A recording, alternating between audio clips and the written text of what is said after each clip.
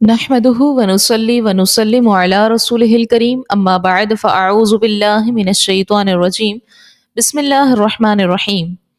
رب اشرح لي صدري ويسر لي امري واحلل عقدة من لساني يفقهوا قولي ربنا آتنا في الدنيا حسنة وفي الآخرة حسنة وقنا عذاب النار آمين بجاه سيد المرسلين صلی اللہ علیہ وسلم۔ آج ہم سورہ ہجر کے رکوع نمبر 3 اور 4 کی تفسیر سماعت کریں گے، جہاں اللہ رب العزت نے انسان کی تخلیق، ابلیس کے انکار، گمراہوں کے انجام اور نیکوکاروں کے انعامات کا ذکر فرمایا ہے۔ ساتھ ہی حضرت ابراہیم علیہ السلام کو فرشتوں کی آمد اور قوم لوط پر نازل ہونے والے عذاب کی خبر بھی دی گئی ہے۔ تیسرے رکوع کی پہلی آیت مبارکہ اللہ رب العزت ارشاد فرمایا، اور بے شک ہم نے انسان کو خشک بجتی ہوئی مٹی سے بنایا جو ایسے سیاہ گارے کی تھی جس سے بو آتی تھی۔ اس آیت مبارکہ میں انسان سے مراد حضرت آدم علیہ السلام ہے۔ آپ علیہ السلام کی پیدائش کی کیفیت کا ذکر قرآن پاک کے متعدد آیات میں مختلف انداز سے ذکر کیا گیا ہے۔ ان کا خلاصہ یہ ہے کہ جب اللہ تعالیٰ نے حضرت آدم علیہ السلام کو پیدا کرنے کا ارادہ فرمایا تو زمین سے ایک مشت خاک لی،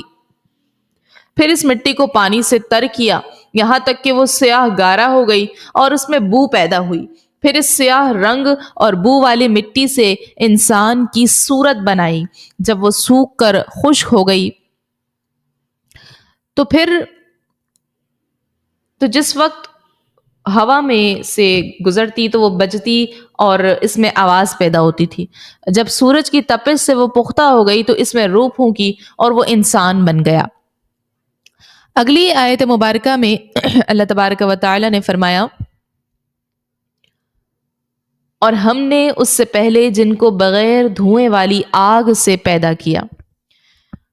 حضرت قتادہ رضی اللہ عنہ فرماتے ہیں کہ اس آیت مبارکہ میں جو ذکر ہوا الجانہ،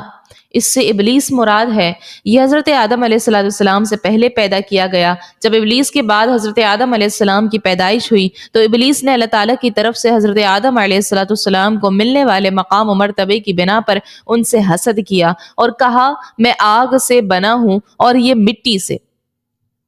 فرمایا گیا من نار السموم، بغیر دھوئیں والی آگ سے، یعنی ابلیس کو حضرت آدم علیہ السلام سے پہلے اس آگ سے پیدا کیا جس میں دھواں نہیں ہوتا۔ اگلی آیت مبارکہ میں فرمایا، اور یاد کرو جب تمہارے رب نے فرشتوں سے فرمایا کہ میں ایک آدمی کو بجتی ہوئی مٹی سے پیدا کرنے والا ہوں جو مٹی بدبودار سیاہ گارے کی ہے۔ اس سے پہلی آیت مبارکہ میں اللہ تعالیٰ نے حضرت آدم علیہ السلام کی پیدائش کا ذکر فرمایا، اور ان آیات سے اللہ تعالیٰ ان کی پیدائش کا واقعہ بیان فرما رہا ہے۔ اگلی آیت مبارکہ میں فرمایا، تو جب میں اسے ٹھیک کر لوں اور میں اپنی طرف کی خاص معزز روح اس میں پھونک دوں تو اس کے لیے سجدے میں گر جانا۔ اس آیت مبارکہ میں اللہ رب العزت نے حضرت آدم علیہ السلام کی روح کو اپنی طرف ان کی عزت و تکریم کے طور پر منسوب فرمایا ہے، جیسے کہا جاتا ہے بیت اللہ، ناقۃ اللہ، عبد اللہ۔ پھر فرمایا گیا فقعوا لہ ساجدین، تو اس کے لیے سجدے میں گر جانا۔ اس آیت میں اللہ تعالیٰ نے فرشتوں کو حکم دیا کہ وہ حضرت آدم علیہ السلام کو سجدہ کریں۔ یہ سجدہ تعظیمی تھا، عبادت کا سجدہ نہیں تھا۔ اور یاد رکھیں کہ یہ آیت اور اس سے اگلی آیت اس امت کے لوگوں کے لیے سجدہ تعظیمی کے جواز کی دلیل نہیں بن سکتی۔ جو لوگ سجدہ تعظیمی کو حضرت آدم علیہ السلام اور حضرت یوسف علیہ السلام کی شریعت کا حکم بتا کر اس کا جائز ہونا ثابت کرتے ہیں، ان کا رد ہے۔ حضرت امام اعلیٰ حضرت رحمۃ اللہ علیہ فرماتے ہیں کہ سرے سے اس کا آدم یا یوسف یہ کسی نبی علیہ السلام کی شریعت ہونے ہی کا ثبوت دے، اور ہرگز نہ دے سکے گا۔ آدم علیہ السلام کا آفرینش سے پہلے رب تبارک و تعالی نے یہ حکم ملائکہ کو دیا، فرمایا کہ جب میں اسے ٹھیک بنا لوں اور اس میں اپنی طرف کی روح پھونک دوں اس وقت تم اس کے لیے سجدے میں گر جانا۔ تو اس وقت نہ کوئی نبی تشریف لایا تھا، نہ کوئی شریعت اتری۔ ملائکہ اور بشر کے احکام جدا ہیں۔ جو حکم فرشتوں کو دیا گیا وہ فرشتے، وہ شریعت میں قبلنا نہیں۔ اور قصہ یوسف علیہ السلام اس سے بھی اتنا ثابت کہ شریعت یعقوب علیہ السلام میں سجدہ تحیت کی ممانعت نہیں تھی کہ انبیاء علیہ السلام کے فعل ممنوع نہیں کرتے۔ ممانعت نہ ہونا دونوں طرح ہوتا ہے، یا تو ان کی شریعت میں اس کے جواز کا حکم ہوا، یہ اباحت شرعیہ ہوگی کہ حکم شرعی ہے، یا ان کی شریعت میں اس کا کچھ ذکر نہیں آیا ہو۔ تو جو فعل جب تک شرع منع نہ فرمائے مباح ہے، یہ اباحت اصلیہ ہوگی کہ حکم شرعی نہیں بلکہ عدم حکم ہے۔ تو اتنا ذہن میں رکھیں، اتنی بات یاد رکھیے کہ سجدہ تعظیمی بھی آج کی شریعت میں جائز نہیں ہے، اور ان آیتوں سے جو ہے اس امت کے لوگوں کے لیے سجدہ تعظیمی کے جواز کی دلیل نہیں بن سکتی۔ جو لوگ سجدہ تعظیمی کو حضرت آدم، حضرت یوسف کی شریعت کا حکم بتا کر اس کا جائز ثابت کرنا چاہتے ہیں، وہ بالکل باطل ہے۔ فرشتوں کا یہ سجدہ آدم علیہ السلام کی شریعت کا حکم نہیں تھا، کیونکہ ابھی حضرت آدم علیہ السلام کی شریعت آئی ہی نہیں تھی۔ احکام شریعہ انسانوں کے لیے ہوتے ہیں، نہ کہ فرشتوں کے لیے، اور صرف ایک ہی بار فرشتوں نے سجدہ کیا، ہر دفعہ سجدہ نہ ہوا، لہٰذا اس آیت سے سجدہ تعظیمی کے جواز پر دلیل پکڑنا یہ جائز نہیں بنتی۔ اگلی آیت مبارکہ میں فرمایا، تو جتنے فرشتے تھے سب کے سب سجدے میں گر گئے سوائے ابلیس کے، اس نے سجدے والوں کے ساتھ ہونے سے انکار کیا۔ یعنی جب حضرت آدم علیہ السلام کی تخلیق مکمل ہوئی اور اللہ تعالیٰ نے ان میں روح ڈال دی، تو جتنے فرشتے تھے سب کے سب ایک ساتھ سجدے میں گر گئے۔ فرشتوں کے اس سجدے سے متعلق بعض علماء فرماتے ہیں کہ یہ سجدہ اللہ تعالیٰ کے لیے تھا، اور حضرت آدم علیہ السلام کے اعزاز کے لیے منہ ان کی طرف تھا، جیسے کعبہ کو منہ کرنے میں ہے کہ سجدہ اللہ تعالیٰ کے لیے کیا جاتا ہے اور منہ کعبہ شریف کی طرف ہوتا ہے۔ اور بعض علماء نے فرمایا کہ یہ سجدہ تعظیم اور تکریم کے طور پر تھا، حضرت آدم علیہ السلام کو ہی تھا۔ علامہ اسماعیل حقی رحمۃ اللہ علیہ نے اس سے بڑی پیاری بات ارشاد فرمائی ہے کہ یہ سجدہ در حقیقت اس نور کی تعظیم کے لیے تھا جو حضرت آدم علیہ السلام کی مبارک پیشانی میں چمک رہا تھا، اور وہ سید المرسلین صلی اللہ علیہ وسلم کا نور تھا۔ فرمایا گیا الا ابلیس، سوائے ابلیس کے، یعنی جب اللہ تعالیٰ نے فرشتوں کو سجدہ کرنے کا حکم دیا تو فرشتے سجدے میں گر گئے، لیکن ابلیس نے ان سجدہ کرنے والے فرشتوں کے ساتھ ہونے سے انکار کر دیا اور حضرت آدم علیہ السلام کو سجدہ نہیں کیا۔ اگلی آیت مبارکہ میں فرمایا، اللہ نے فرمایا اے ابلیس تجھے کیا ہوا کہ تو سجدہ کرنے والوں کے ساتھ نہ ہوا؟ اس نے کہا میرے لائق نہیں کہ میں کسی انسان کو سجدہ کروں جسے تو نے بجتی ہوئی مٹی سے بنایا ہو، جو سیاہ بدبودار گارے سے تھی۔ اس کلام سے ابلیس کی مراد یہ تھی کہ وہ حضرت آدم علیہ السلام سے افضل ہے، کیونکہ حضرت آدم علیہ السلام کی اصل مٹی ہے اور ابلیس کی اصل آگ ہے، اور اس کے خیال میں آگ چونکہ مٹی سے افضل ہے، اس لیے ابلیس نے اپنے گمان میں خود کو حضرت آدم علیہ السلام سے افضل سمجھا، لیکن وہ خبیث یہ بات بھول گیا تھا کہ افضل تو وہی ہے جسے اللہ تعالیٰ فضیلت عطا کرے۔ حضرت آدم علیہ السلام کو سجدہ نہ کرنے کی اور اس کی وجہ بیان کرنے میں شیطان نے 3 گناہوں کا ارتکاب کیا۔ اللہ رب العزت کے حکم کی مخالفت کی، بارگاہ الہی کی مقرب ہستیوں کی جماعت سے جدا راستہ اختیار کیا، اور حضرت آدم علیہ السلام سے خود کو افضل بتا کر اس نے تکبر کیا۔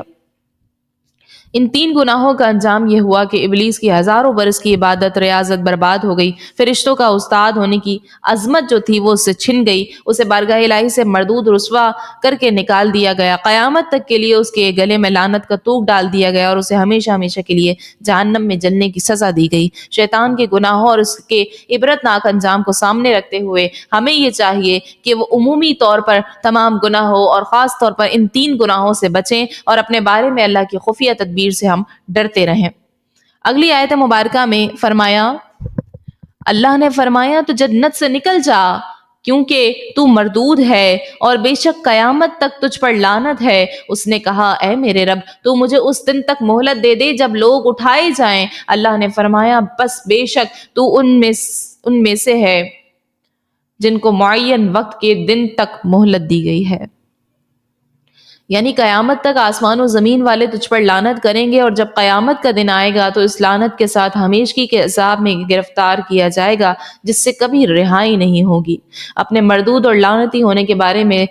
سن کر شیطان نے کہا کہ اے میرے رب، مجھے قیامت تک کے دن تک مہلت دے دے۔ قیامت کے دن تک مہلت مانگنے سے شیطان کا مطلب یہ تھا کہ وہ کبھی نہ مرے، کیونکہ قیامت کے بعد کوئی نہیں مرے گا، اور قیامت تک کی اس نے مہلت مانگ ہی لی، لیکن اس کی اس دعا کو اللہ تعالیٰ نے اس طرح قبول کیا کہ اس سے فرمایا بے شک تو ان میں سے ہے جن کو اس وقت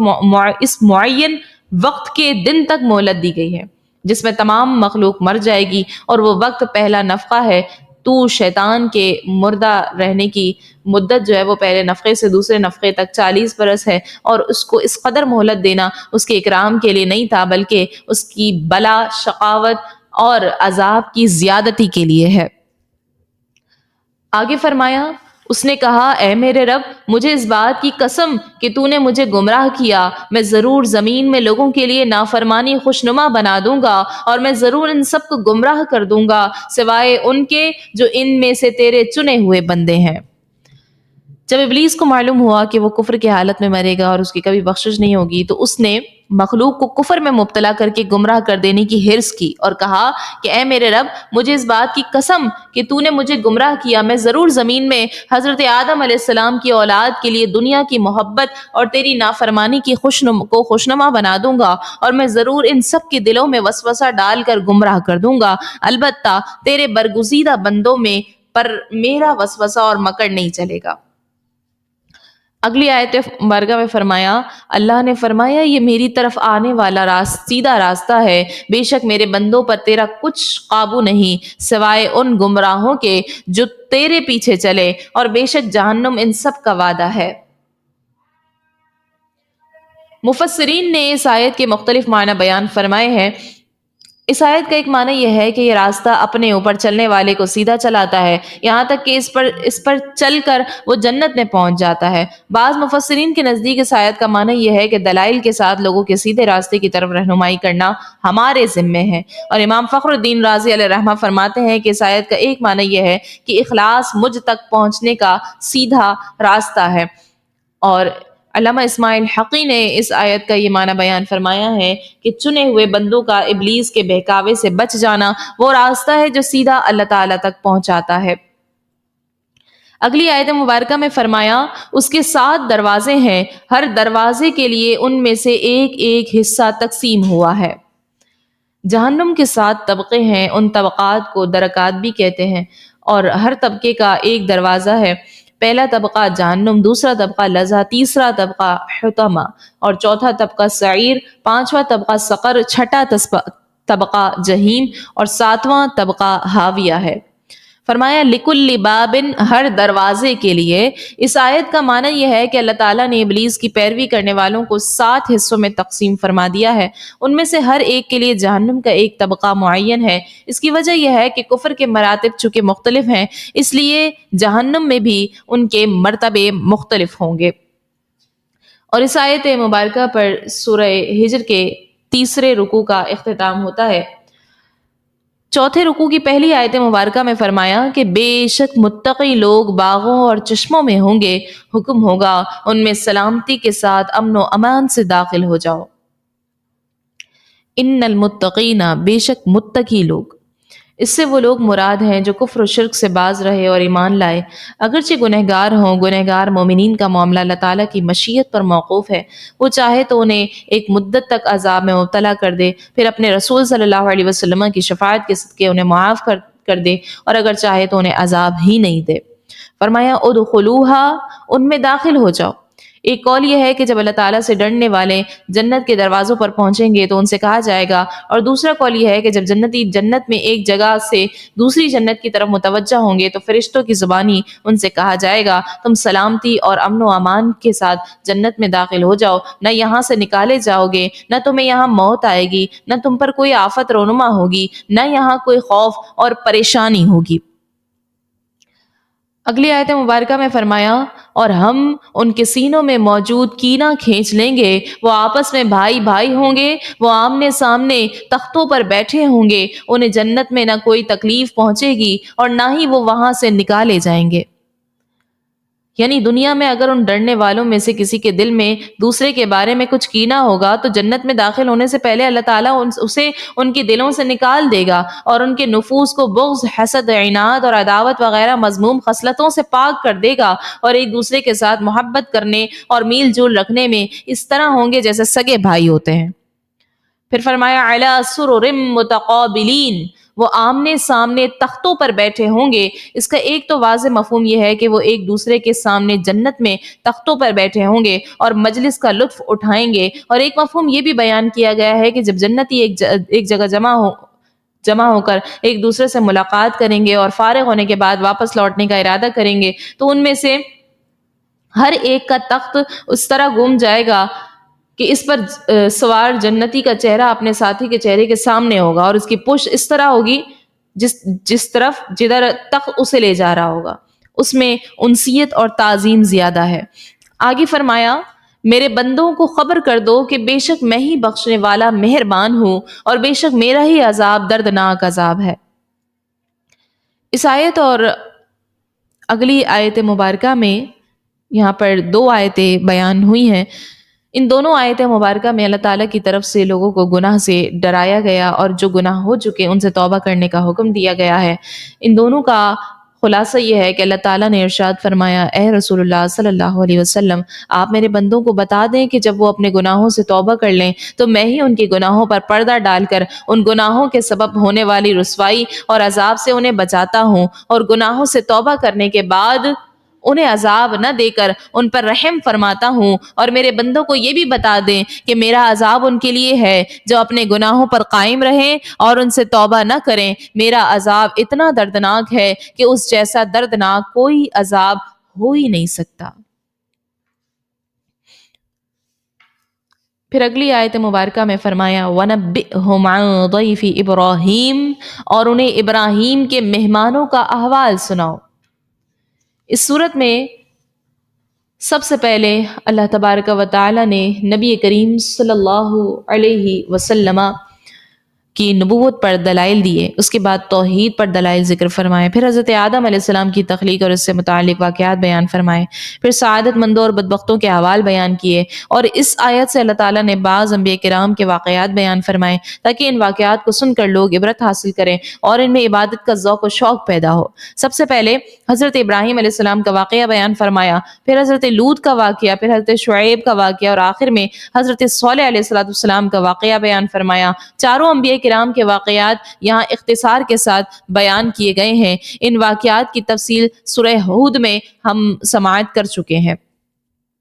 آیت کریمہ میں فرمایا گیا عن ضیف ابراہیم، ابراہیم کے مہمانوں کا، یعنی اے حبیب صلی اللہ علیہ وسلم میرے بندوں کو حضرت ابراہیم علیہ السلام کے مہمانوں کا احوال سنائیں جنہیں ہم نے اس لیے بھیجا تھا کہ وہ حضرت ابراہیم کے بیٹے کی بشارت سنیں دیں،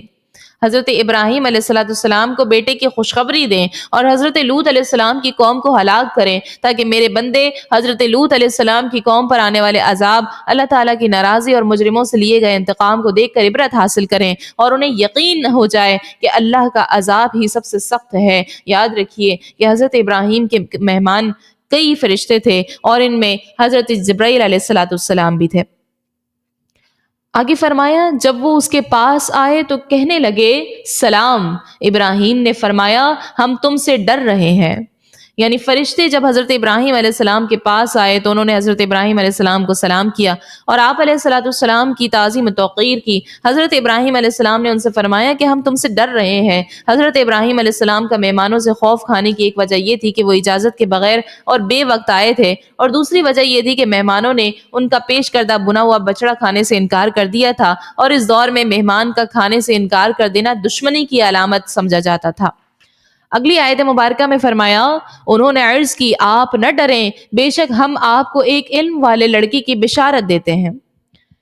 علم والے لڑکے سے مراد حضرت اسحاق علیہ السلام ہے، اور اس آیت سے معلوم ہوا کہ فرشتوں کو اللہ تعالیٰ کے بتانے سے یہ معلوم ہوتا ہے کہ حضرت ابراہیم علیہ السلام کے ہاں بیٹا پیدا ہوگا اور وہ علم والا اور نبی ہوگا۔ معلوم ہوا کہ اللہ تعالیٰ اپنے مقبول بندوں میں سے جسے چاہتا ہے غیب کا علم عطا فرماتا ہے۔ آگے فرمایا، کیا تم مجھے بشارت دیتے ہو حالانکہ مجھے بڑھاپا پہنچ چکا ہے؟ تو کس چیز کی بشارت دے رہے ہو؟ یعنی جب فرشتوں نے حضرت ابراہیم علیہ السلام کو بیٹے کی بشارت دی تو وہ اپنے اور زوجہ کے بڑھاپے کی وجہ سے حیران ہوئے، اور فرشتوں سے فرمایا اتنی بڑی عمر میں اولاد ہونا عجیب و غریب ہے، ہمارے یہاں کس طرح اولاد ہوگی؟ کیا ہمیں پھر جوان کیا جائے گا یا اسی حالت میں بیٹا عطا فرمائے گا؟ اور یہ بات یاد رکھیں کہ حضرت ابراہیم علیہ السلام کا یہ تعجب اللہ تعالیٰ کی قدرت پر نہیں تھا، بلکہ عادت کے برخلاف کام ہونے پر تھا کہ عموماً بڑھاپے میں کسی کے یہاں اولاد نہیں ہوتی۔ اگلی آیت کریمہ میں فرمایا، انہوں نے عرض کیا، ہم نے آپ کو سچے بشارت دی ہے، آپ نا امید نہ ہو۔ فرشتوں نے حضرت ابراہیم علیہ السلام سے عرض کیا کہ ہم نے آپ علیہ السلام کو اللہ تعالیٰ کے اس فیصلے کی سچی خوشخبری دی ہے، آپ علیہ السلام کے یہاں بیٹا پیدا ہوگا اور اس کی اولاد بہت پھیلے گی، لہٰذا آپ علیہ السلام ان لوگوں میں سے نہ ہو جو بیٹے کی ولادت کی امید چھوڑ چکے ہیں۔ اگلی آیت مبارکہ میں فرمایا، ابراہیم نے کہا، گمراہوں کے سوا اپنے رب کی رحمت سے کون نا امید ہے؟ فرمایا، اے فرشتو، تو تمہارا ابھی آنے کا کام کیا ہے؟ یعنی حضرت ابراہیم علیہ السلام نے فرشتوں سے فرمایا، میں اللہ تعالیٰ کی رحمت سے نا امید نہیں ہوں، کیونکہ رحمت سے نا امید کافر ہوتے ہیں۔ ہاں، عالم میں اللہ تعالیٰ کی جو سنت جاری ہے، اس سے یہ بات عجیب معلوم ہوئی، اور اس آیت کا معنی یہ ہے کہ حضرت ابراہیم علیہ السلام نے فرشتوں سے فرمایا، اے فرشتو، اس بشارت کے سوا اور کیا کام ہے جس کے لیے تم بھیجے گئے ہو؟ اگلی آیت مبارکہ میں فرمایا، انہوں نے عرض کیا، ہم ایک مجرم قوم کی طرف بھیجے گئے ہیں سوائے لوط کے گھر والوں کے، کہ بے شک ان سب کو ہم بچا لیں گے سوائے ان کی بیوی کے، ہم طے کر چکے ہیں کہ وہ پیچھے رہ جانے والوں میں سے ہے۔ اس آیت مبارکہ میں کا جو خلاصہ ہے وہ یوں ہے کہ فرشتوں نے عرض کیا، ہم ایک مجرم قوم یعنی حضرت لوط علیہ السلام کی قوم کی طرف بھیجے گئے ہیں تاکہ ہم انہیں ہلاک کر دیں، البتہ حضرت لوط کے گھر والوں کو بچا لیں گے کیونکہ وہ ایماندار تھے۔ فرمایا، الا آل لوط، سوائے لوط کے گھر والوں کے۔ اس آیت کریمہ میں جو ذکر ہوا آل لوط میں حضرت لوط علیہ السلام کے سارے متبعین داخل ہیں۔ اور اس آیت کریمہ میں فرشتوں نے جواباً فرمایا کہ انا لمنجوہم اجمعین۔ اس سے معلوم ہوا کہ اللہ تعالیٰ کے بعض کام اس کے محبوب بندوں کی طرف منسوب کیے جا سکتے ہیں، جیسے عذاب سے بچا لینا اللہ تعالیٰ کا کام ہے، مگر فرشتوں نے کہا کہ ان سب کو ہم بچا لیں گے، تو لہٰذا مسلمان یہ کہہ سکتے ہیں کہ اللہ تعالیٰ کے رسول صلی اللہ علیہ وسلم کے حکم سے عذاب سے بچائیں گے، اور یوں بھی کہہ سکتے ہیں کہ یا رسول اللہ صلی اللہ علیہ وسلم ہمیں دوزخ سے بچا لے۔ پھر فرمایا گیا الا امرأتہ، مگر اس کی بیوی کو۔ حضرت لوط علیہ السلام کی بیوی کا نام واہلہ تھا، اور یہ چونکہ کافرہ تھی اس لیے یہ بھی عذاب والوں میں سے ہوئی۔ اس آیت سے جو باتیں ہمیں معلوم ہوتی ہیں، ایک تو یہ کہ نیک بختی اور بدبختی کا علم اللہ نے فرشتوں کو دیا ہے، اور فرشتے اللہ تعالیٰ کی عطا سے جانتے ہیں کہ کون مومن مرے گا اور کون کافر۔ اور اس بات کو سمجھنے سے پہلے یہ سوال و جواب ضروری ہے سمجھنا کہ حضرت لوط علیہ السلام کی بیوی کا پیچھے رہ جانے والوں میں طے کرنا اللہ تعالیٰ کا کام ہے، تو فرشتوں نے اس کی نسبت اللہ تعالیٰ کی طرف کرنے کے بجائے اپنی طرف کیوں کی ہے؟ تو اس کا جواب یوں ہے کہ فرشتوں نے طے کرنے کی نسبت اپنی طرف اس لیے کی کہ انہیں اللہ تعالیٰ کی بارگاہ میں خاص مقام اور قرب حاصل ہے، جیسے بادشاہ کے خاص آدمی یہ کہتے ہیں کہ ہم نے اس کی تدبیر کی ہے، ہم نے اس طرح حکم دیا، حالانکہ تدبیر کرنے والا اور حکم دینے والا تو بادشاہ ہوتا ہے، نہ کہ وہ لوگ ہوتے ہیں، اور اس کلام سے محض ان کی مراد بادشاہ کے پاس انہیں حاصل اور مقام مرتبہ حاصل ظاہر کرنا ہوتا ہے۔ تو اسی طرح یہاں ہے کہ فرشتوں کے اس کلام سے اللہ تعالیٰ کی بارگاہ میں انہیں حاصل مقام و مرتبہ ظاہر ہو رہا ہے، اور اس سے معلوم ہوا کہ جسے اللہ تعالیٰ کی بارگاہ میں خاص مقام و قرب حاصل ہو وہ اللہ کے بعض کاموں کو اپنی طرف منسوب کر سکتا ہے۔ قرآن مجید ہی کی اس کی دوسری مثال یہ ہے کہ کسی کو زندہ کرنا، مریض کو شفا دینا در حقیقت اللہ تعالیٰ کا کام ہے، اور اس کی نسبت حضرت عیسیٰ علیہ السلام نے اپنی طرف کیا۔ اور اس آیت مبارکہ پر سورہ حجر کے رکوع نمبر 4 کا اختتام ہوتا ہے۔ اللہ رب العزت سے دعا کرتے ہیں کہ اللہ کریم ہمیں اپنے نیک بندوں میں شامل فرمائے، شیطان کے مکر و فریب سے محفوظ رکھے، اپنی رحمت سے ہمیں جنت میں داخل فرمائے، ہمارے اعمال کو قبول کرے، ہمارے گناہوں کو بخش دے، بے شک تو بہت ہی بخشنے والا مہربان ہے۔ آمین یا رب العالمین۔